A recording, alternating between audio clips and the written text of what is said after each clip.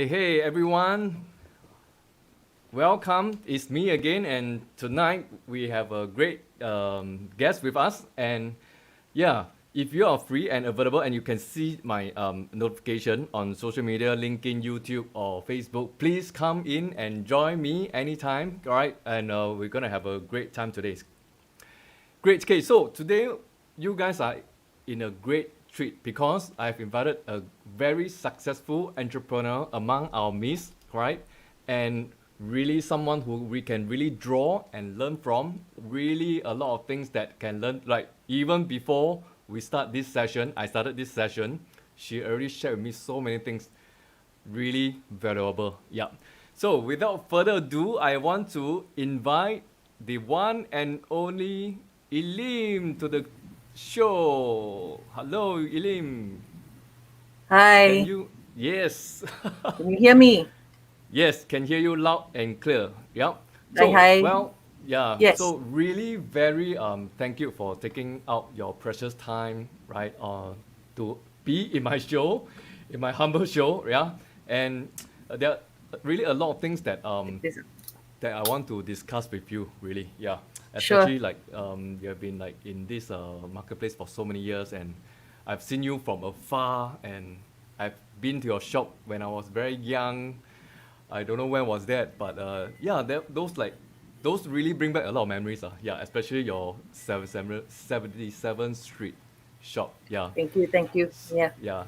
So actually, okay, so the session will be like this. I'll ask you, and then it's your show. You share with us as many as possible. Our audience, okay, are mainly entrepreneurs who are young, just start up, or there are those who came out from the corporate world. They want to have a breakthrough, have a new lifestyle, or some of them who are already very long in the corporate world but want and seek for a new breakthrough. Yeah, so sure. we are all business people who are going to listen to this recording or the live right now. Yeah. So Sure. for those who are here online, okay, if you see us, just type a message in the comment box so that we know that you're here.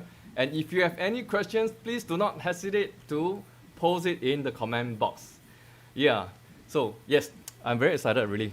So now I feel Kanchong talking to you. No, you just take it like we are friends and we are chatting.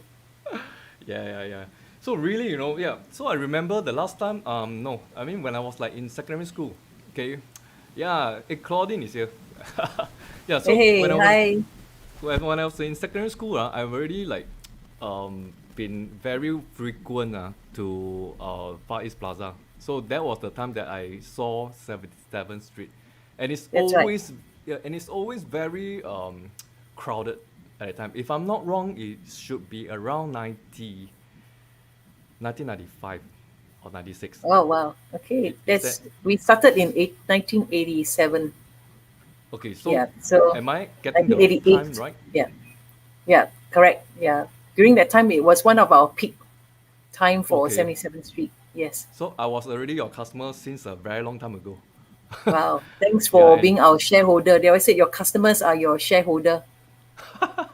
you're right. You're very right. So Claudine here is saying that she also went to your shop. Oh, thank you Always so very much packed. for your Yeah. support. Yeah. So your customers are your shareholders, right? So, they are very important to you, especially in the early days where there was no Mm. social media. So it's really by word of mouth. So 77th Street started in 88. I started my hair salon in 1987. And also because the hair salon, we collect cash.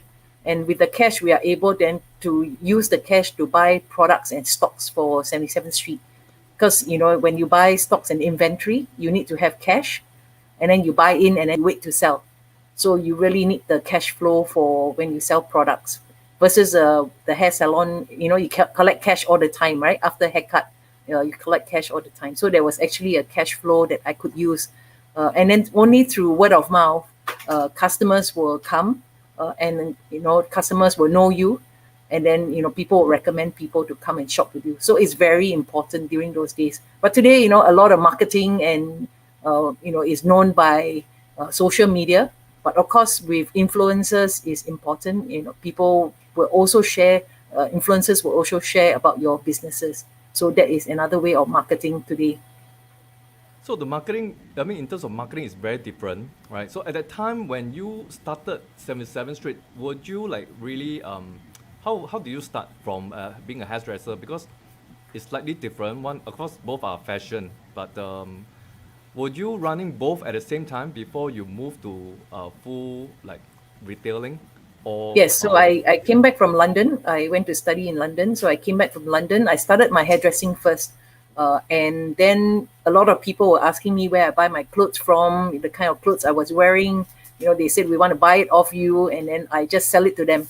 So I thought, my sister then lived in London. Maybe she can ship back some of the things from London for us. So she will buy the products and she'll ship back. So eventually 1 year after my hair salon, then we opened a small little shop called 77th Street. So we import all the products from UK. Not only that, we have iron-ons and those print-on for T-shirts and alphabets and all that in the shop as well. Yeah. So, but the thing is, like I said, we cash flow was important because we have to buy all the products and wait for people to buy, and also because it was really so funky and so different from many shops here. There was no streetwear shop in Singapore, and so we let that culture. And so it takes a bit of time for people to know what we were selling, and people start coming through word of mouth, and then the business start to pick up. So the hair salon actually was the cash flow where we collect cash and we use it to buy inventory, and then for 77th Street. So my sister started shipping products back to Singapore, and eventually she found these shoes that a lot of people laughed at it and said, "Oh, quite bulky looking." But eventually it became the biggest thing that happened in the shoe industry, and that's Dr. Martin shoes. so you actually brought in Dr. shoes. Martin. You Yeah, are the Dr. one that Martin. brought in Martin. Okay. We parallel import in Dr. Martin shoes, and we brought in a whole lot of it and different types of Dr. Martin shoes. So we are quite early in importing in, and during then we're still living in our flat in Bedok Reservoir, and we actually use our warehouse was actually our house. So you have my book called the Elim Chew story. That's my book.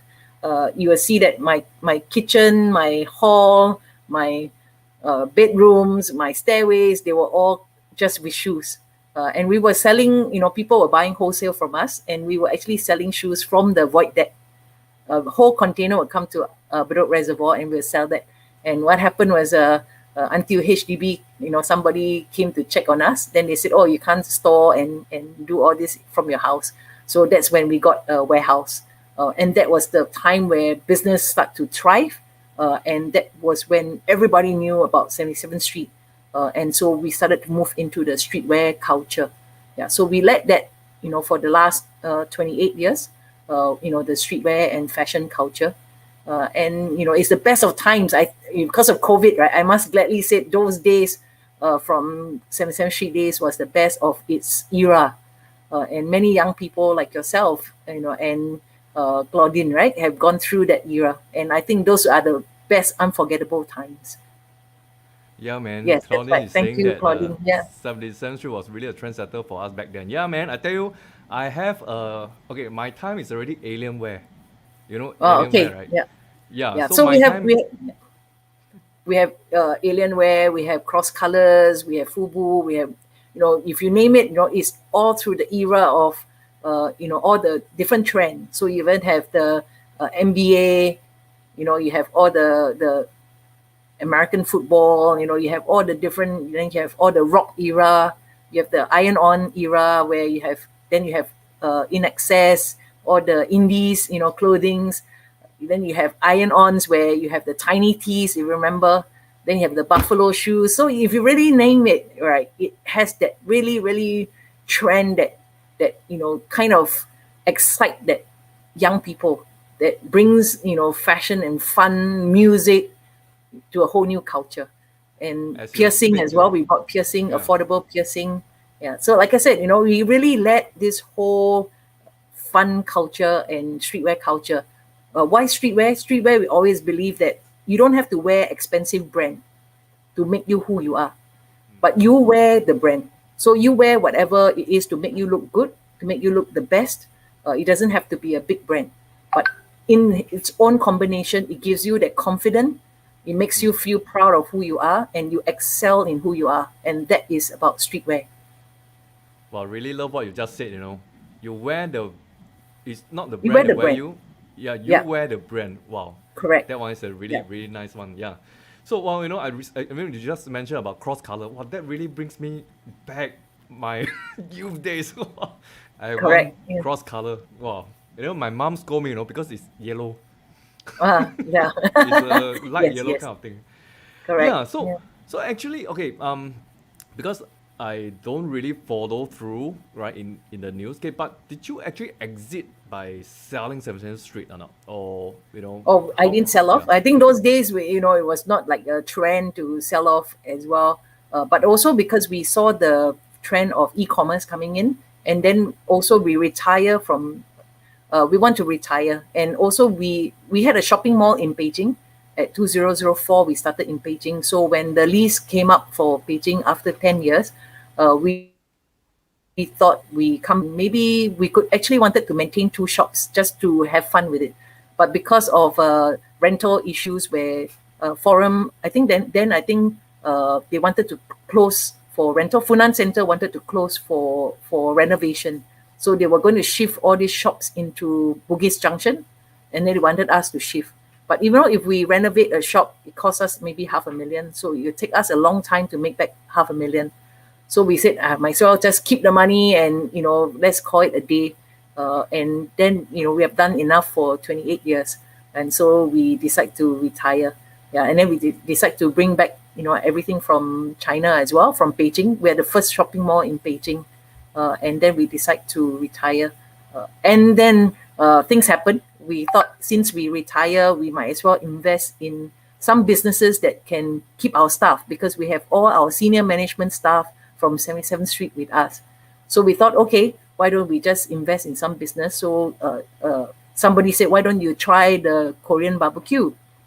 And so we tried, but we were a bit fearful because from fashion to food is something that we don't know, right? We know fashion very well, right? But we don't know food.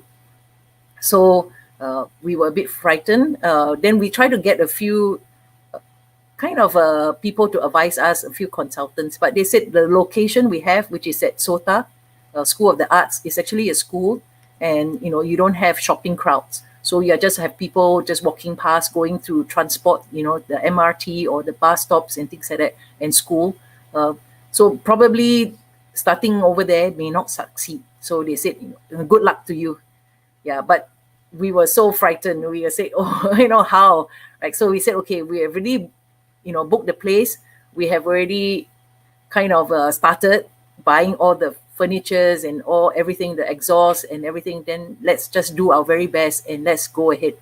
And also we kind of have a database. We have our customer relationship management when we had 77th Street. So we kind of use that to inform our customers that we are opening.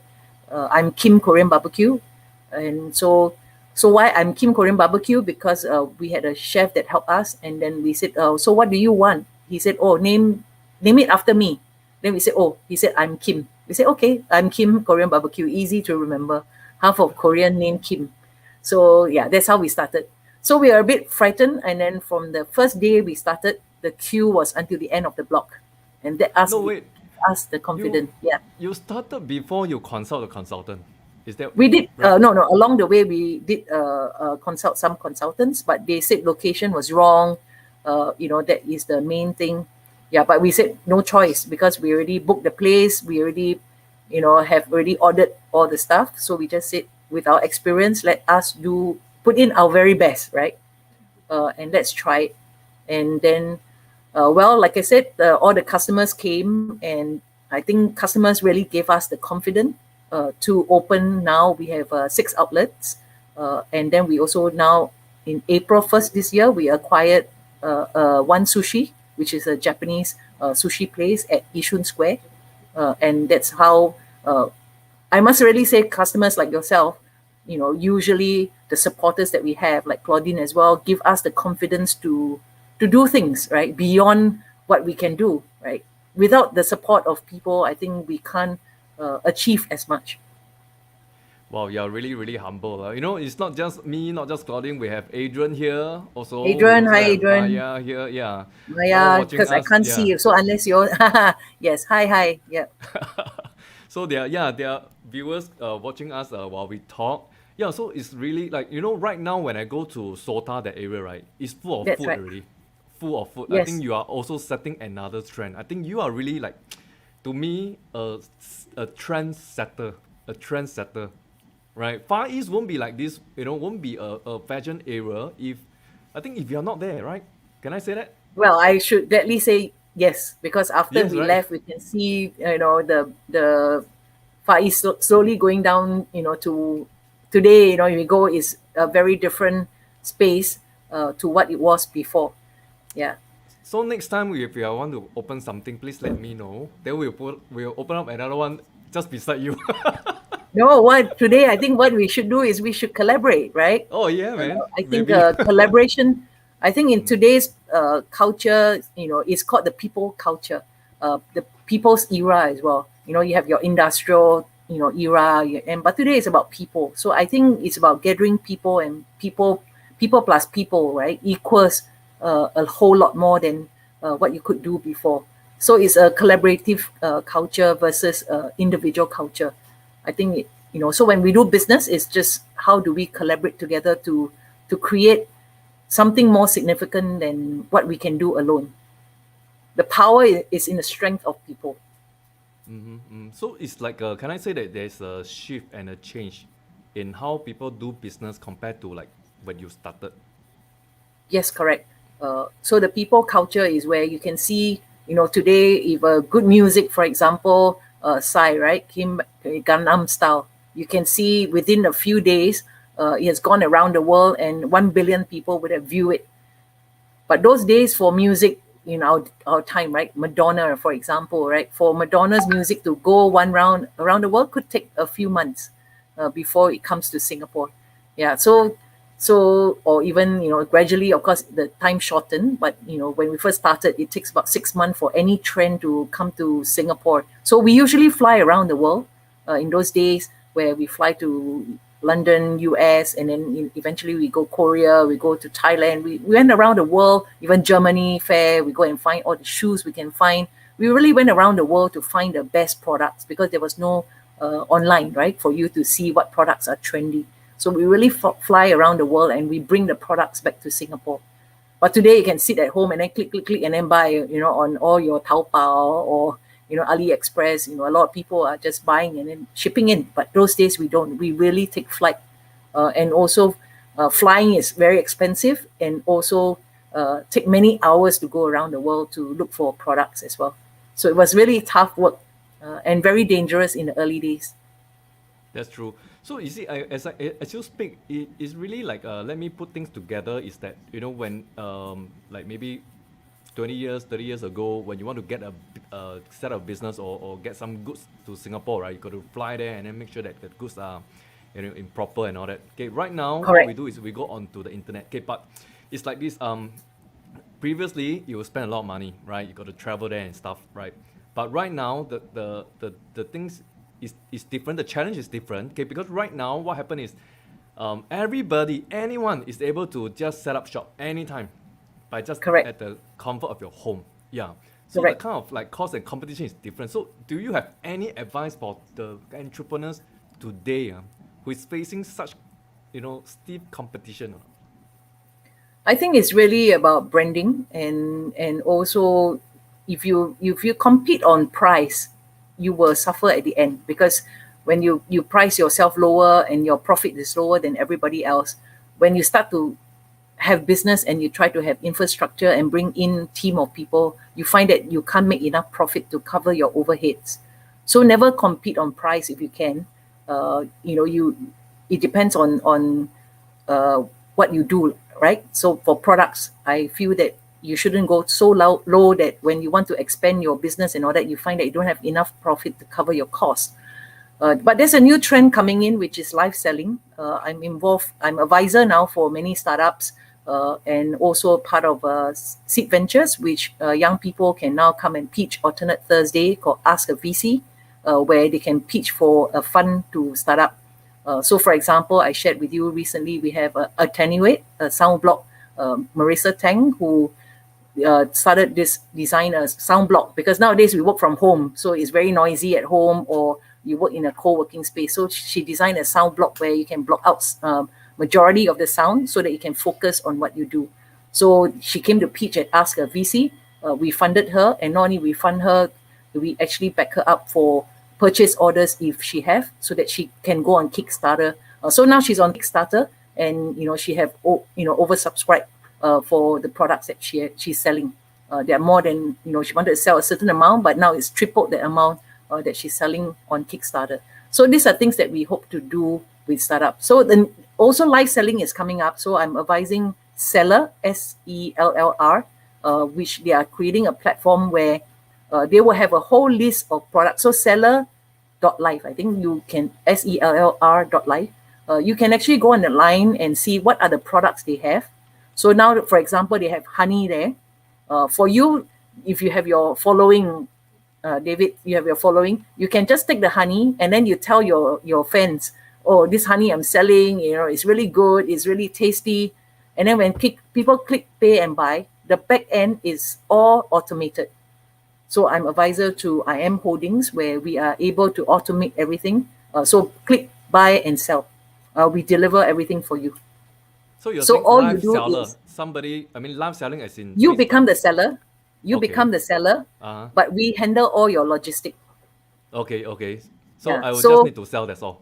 You just need to sell, that's all. So we're going to create this where a lot of people now will be able to become their own entrepreneur, where they set up and they sell to their own friends, right? And then they go in a list. They don't need to store their product. They have zero cost of inventory. They just go into seller's site, choose what they want to sell for that day, and then they just talk to their own fans and followers.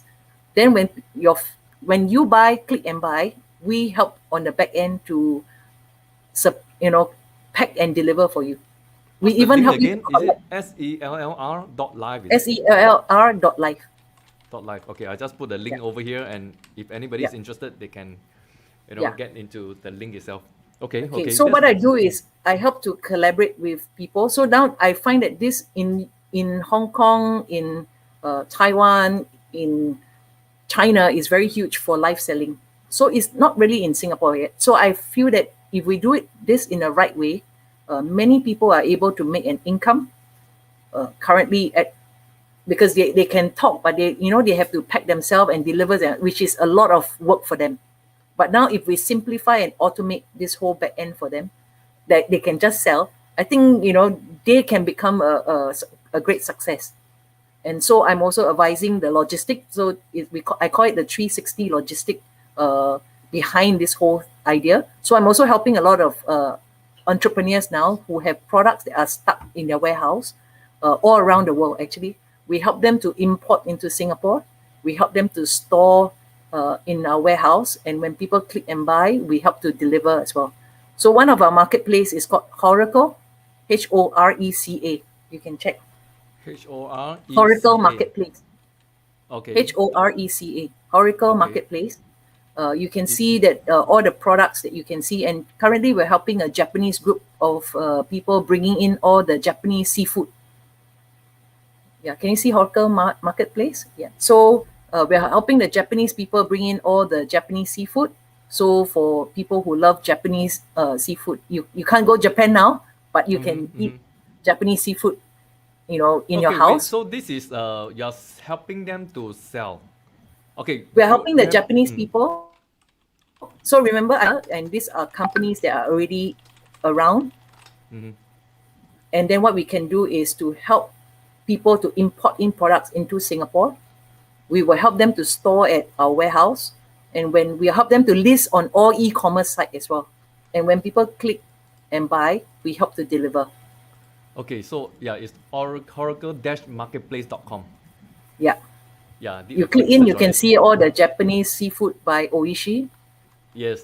Okay, so that's the one. Yeah. Okay, so this store is global or just Singapore? No, Asia. We can ship into Asia. Ship Yeah. to Asia. So we have Australia sending us products. We have Poland, we have Brunei, we have Malaysia. You'll see all these products on our warehouse or on the Oracle site. And then when you click and buy, we will help to deliver.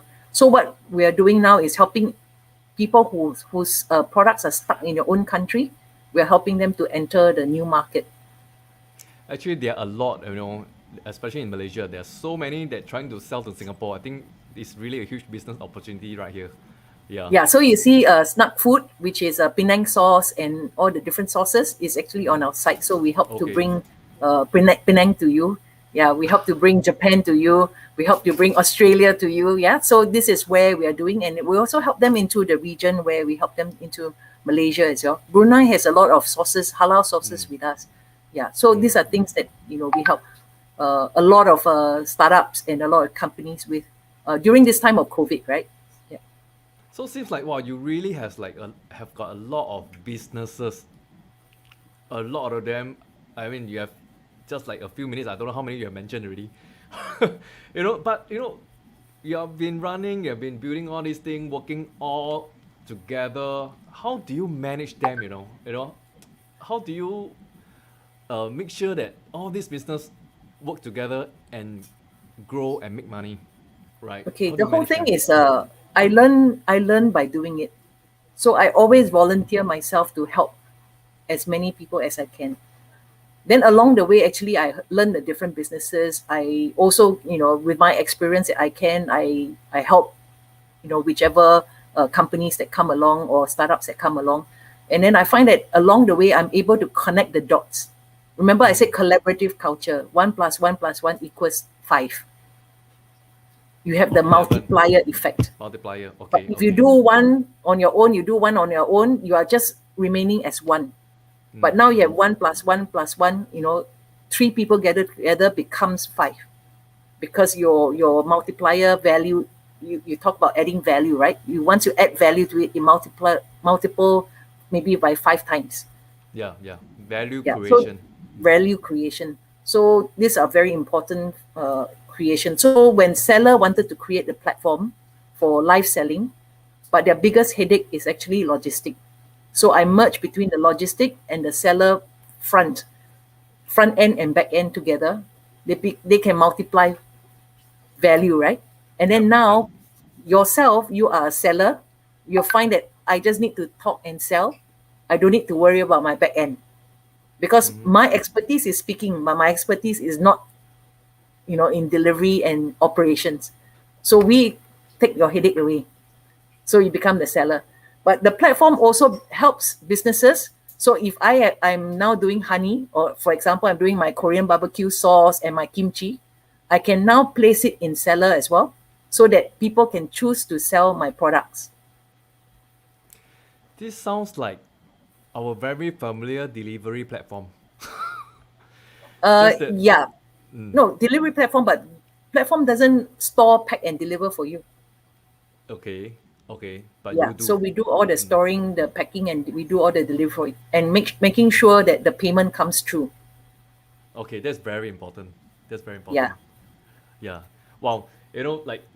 I think you are like creating a huge ecosystem, right? Helping different people who has got different expertise, put them together, connecting the dots like what you mentioned, and then create this whole thing like a economy by itself, and everybody Correct. benefit. I think this is Yeah. super brilliant.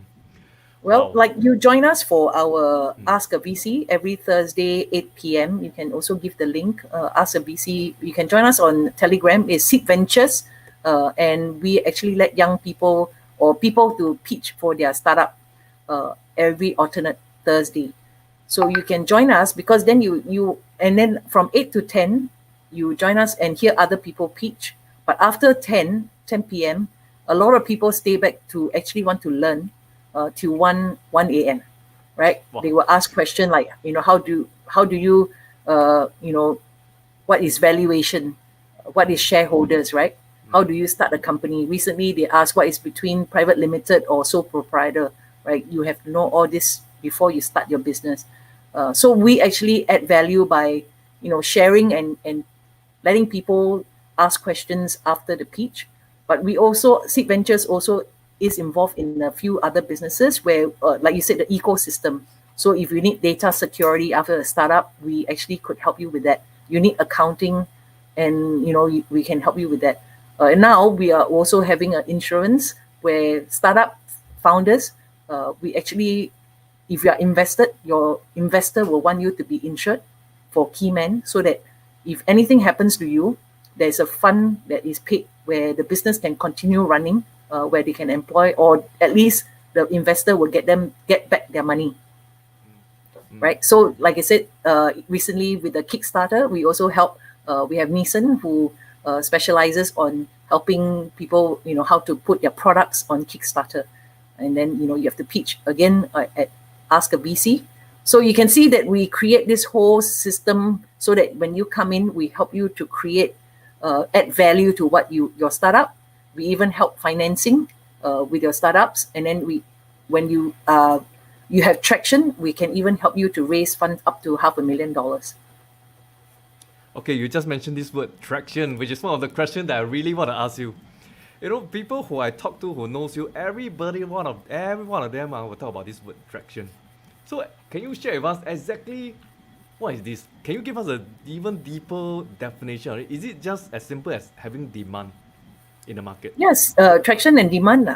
Okay, so demand is one thing, right? I can have demand. So for example, my designers always come to me and said, boss, my designer, all my friends want to buy, this design is very nice. My friends all want to buy. They all want it.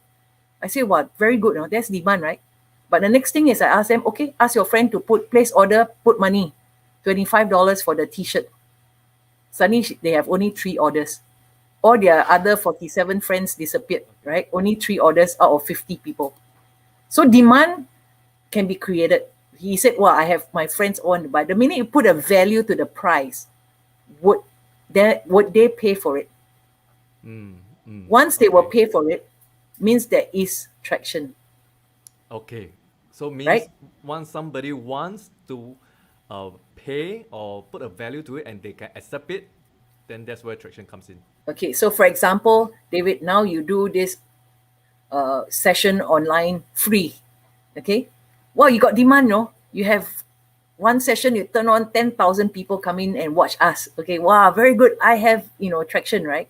Then after that, we say, okay, how are you going to create value from this business, right? You're going to create sustainability. You say, okay, I charge $10 a month for subscription. Suddenly you see your 10,000 people disappear. Maybe 5 friends join.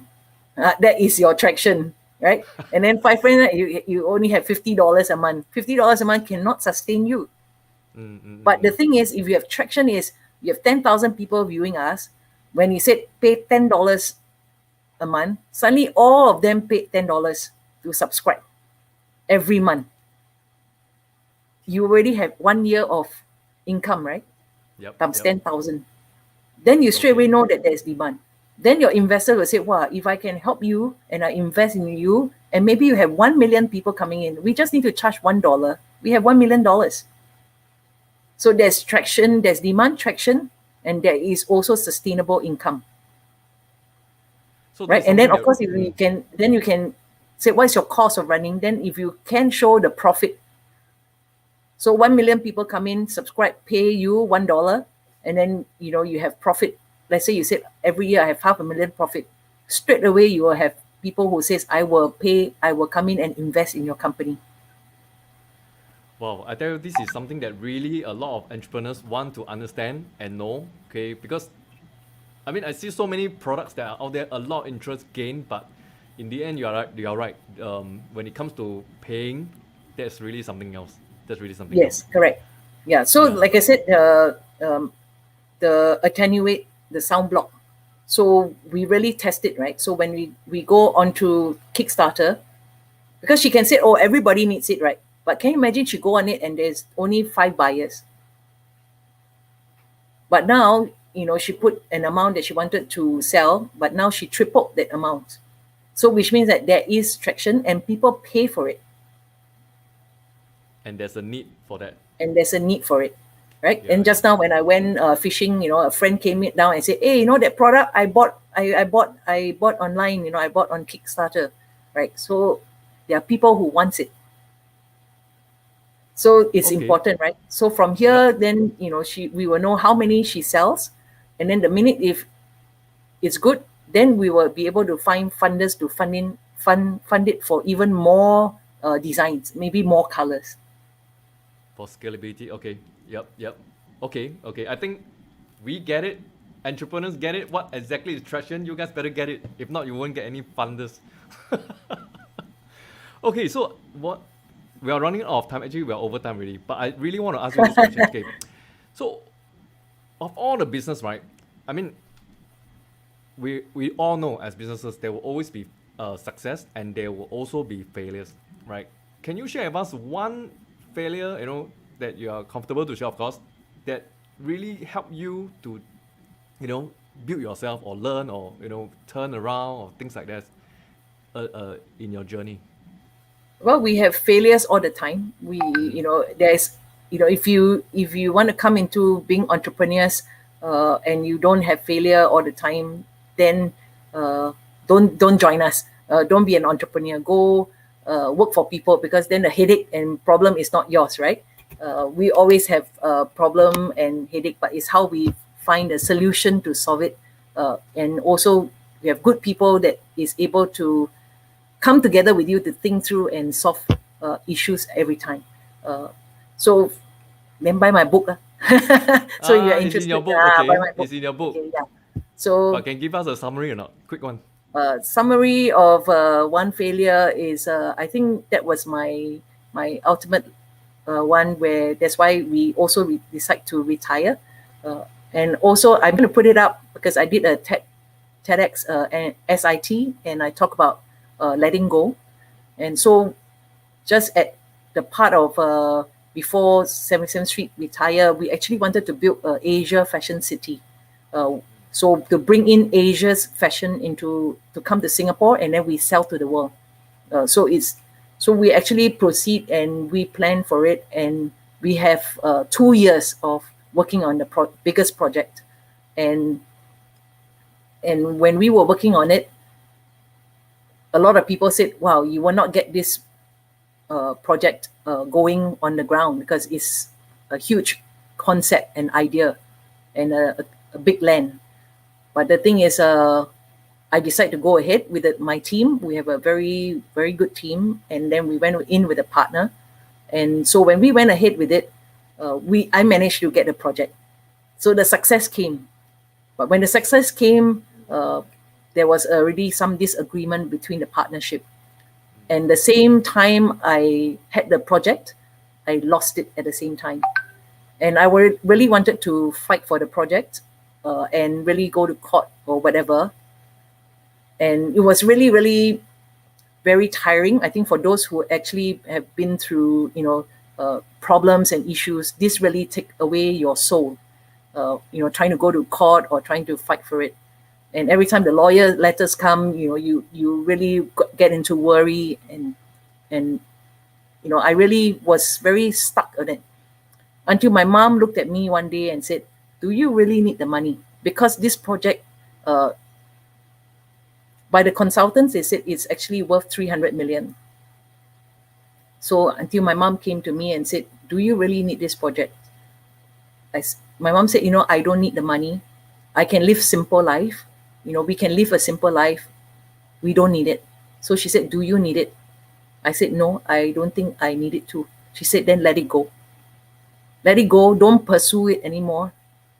And let God. We are Christians, so we said, let God, and leave it to God, right? So, and that's where I listened to my mom, because my mom said, you know what?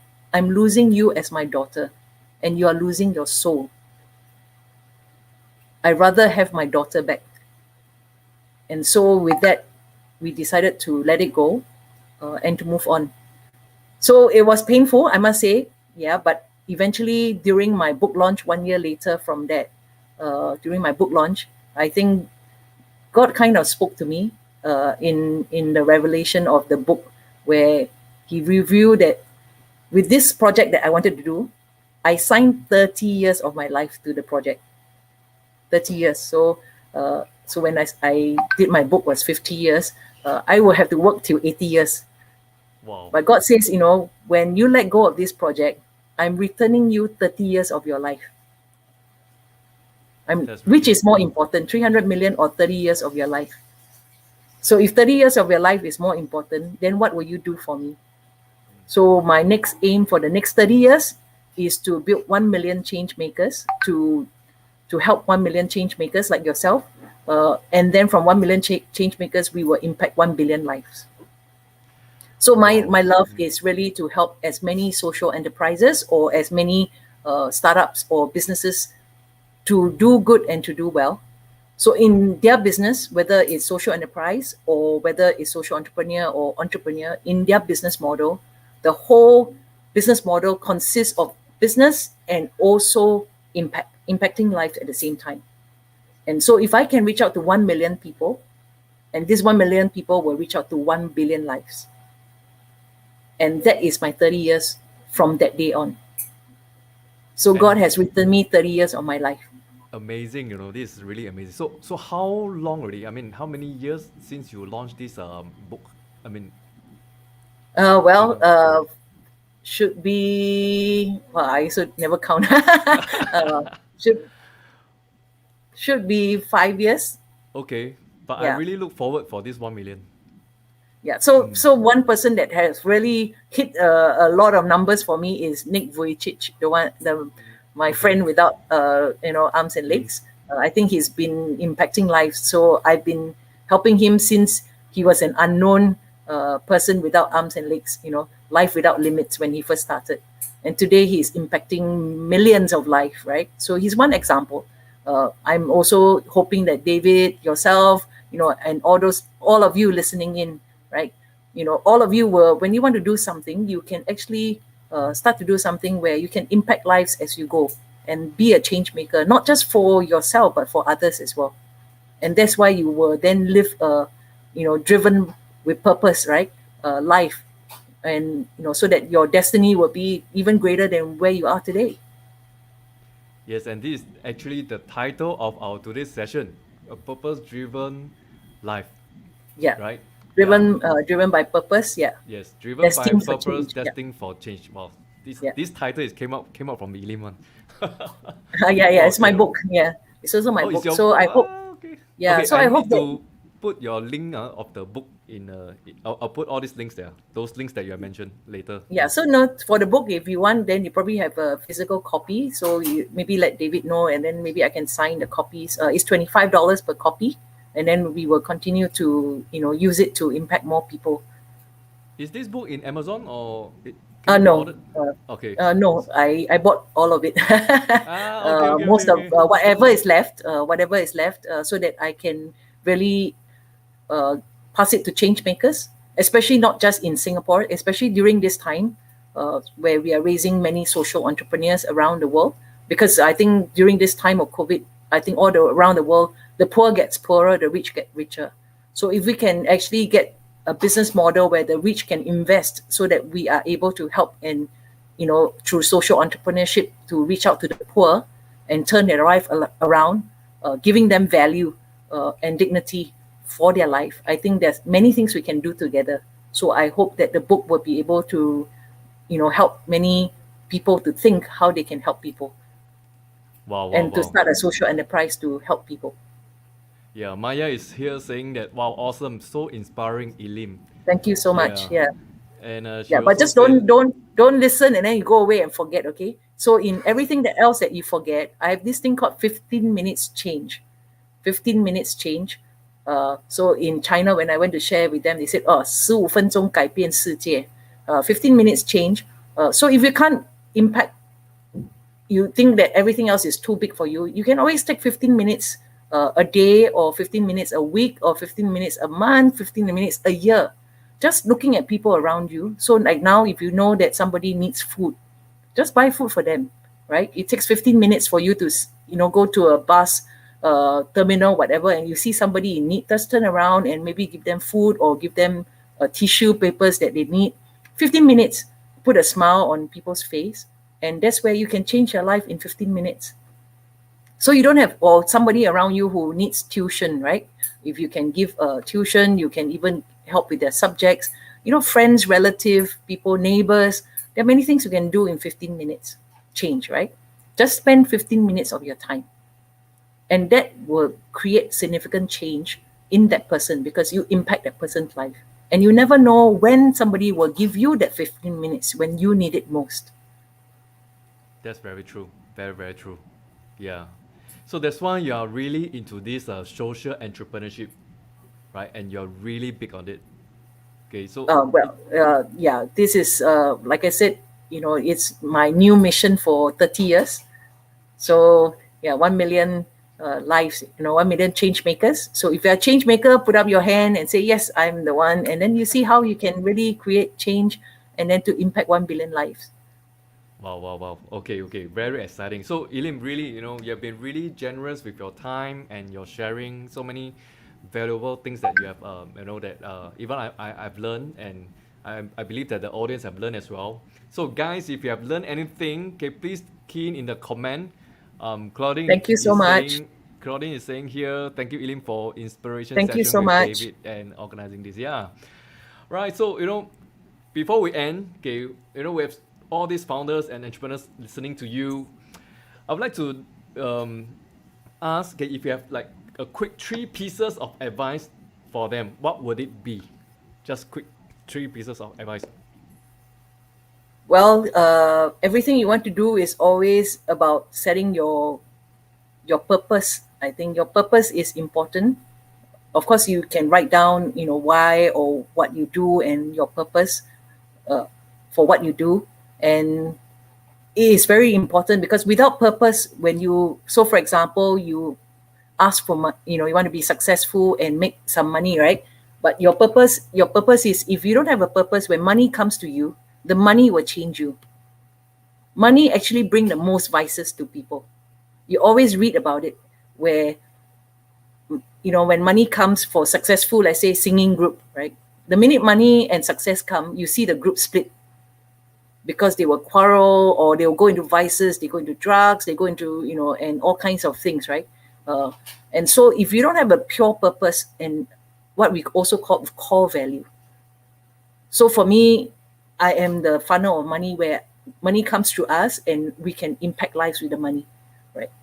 So it's not, yes, you can be comfortable, you can buy things that you want to have, but whatever excess you have, you go back and bless others. So that is your purpose. Then you won't use your money for vices.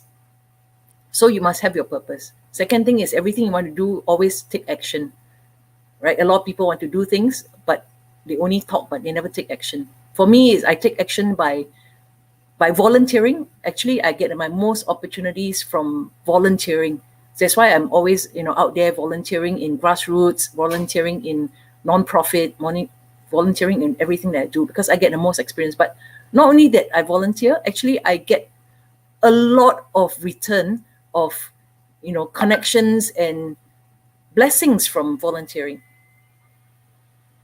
right? So purpose, then action, whether it's through volunteering. The third thing is you must have a group of people with you, whether it's your friends, your family, and if you're, depending on your religion, for me, I'm a Christian, so I have my pastors and all that I will, seek advice from. If you have pastors you seek advice from, you have your family, you have your friends, or even business people that you can seek advice from, right? Getting a right mentor to mentor you so that you can do things right is important, right? So that you won't fall in the same hole.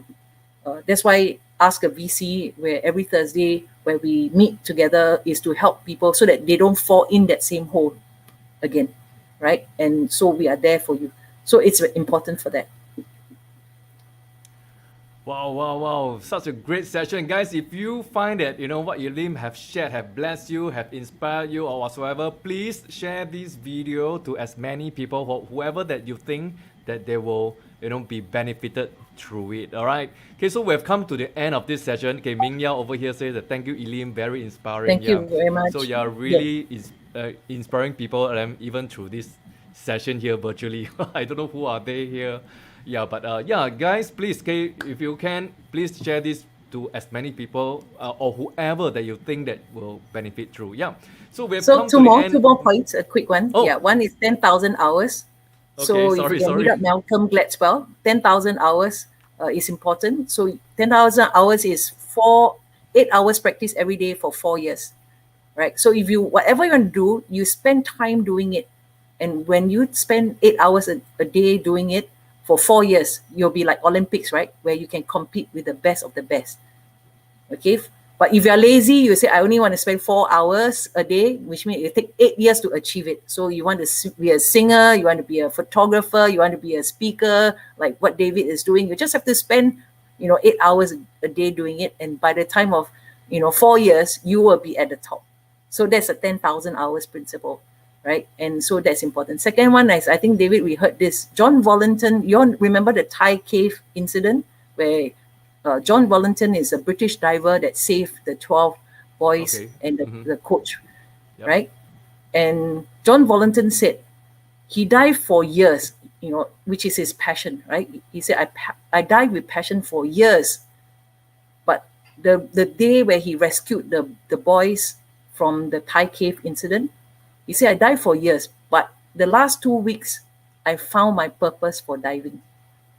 The last 2 weeks is where I found my purpose for diving all these years.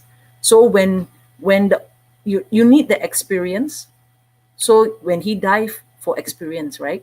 And he's so good at it. But when the purpose came, the opportunity came, they asked him to dive, right? And when he found the 12 boys and the coach, he found the purpose of why he dived. So when your opportunity comes, your experience steps in, and you'll find that your purpose for doing what you're doing becomes important, and you'll find your purpose for doing it. Then you will find that the opportunity comes, you can take up the opportunity, right? You'll be very sad if the opportunity comes and you're not ready, or you don't have the experience, and you miss that opportunity. So the opportunity came for him to dive to save the boys, and he did it. And therefore he said, I found my purpose. So what about you? You must go out, if you don't have that from today, after you turn off this, you go back and say, what do I want to do? Spend that 10,000 hours doing it, excel in it, get the experience, and then have your purpose in doing it. When the opportunity comes for you to be successful, go and grab and run for it, because that's when your opportunity will take you to the top. And today, with this COVID, we are all set at the base. We are all reset button to the base. Everybody now is equal, right? And then when the tide comes and the opportunity comes to the top, you can ride this wave to the top. So your clock starts ticking today for your 10,000 hours. So that 4 years later, we will do this session again, David, and all of you who are listening will come and share your success story with all of us, okay? So looking Yes, Maya, forward. we will hear your stories, right? 4 years later, we'll meet you here at this session, and you share your success story with us. So we have a date Alright. 4 years later, Yes, 4 years later is 2025. okay? So confirm already. I booked Confirm. already. Your clock starts ticking today. Okay, wow, really great session. Thank you so much, Elim, once Thank again. you so much. And I hope that everybody also enjoyed it. Okay, so please, if you want to have more sessions like this, please click on notification, on my channel, and then there will be more contents that are relevant that will be serving you guys. All right, so tonight that's all for tonight. Okay, so I'll see you guys again in another day. See you guys. Bye bye.